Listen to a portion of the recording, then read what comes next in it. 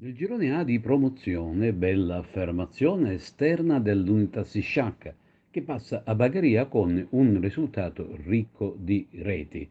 Continua la serie negativa per Camara Gattopardo, mentre il Casteltermini ottiene la sua prima vittoria stagionale.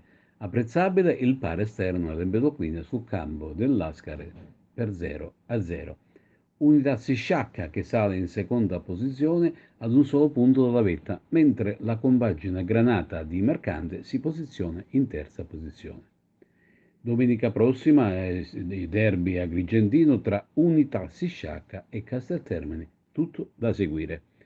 È iniziato anche il campionato di prima categoria Girone H e che ha registrato alcuni risultati interessanti. Il più pirotecnico si è avuto a San Giovanni Gemini, dove il derby agrigentino Gemini Atletico Favara è terminato a son di reti 3-3. Inizia alla grande il Raffadale che sul proprio campo infila una manita 5-0 alla malcapitata Libertas. Esordio con sconfitta per il Ravanusa infine che cede in casa con il Branciforte per 1-3.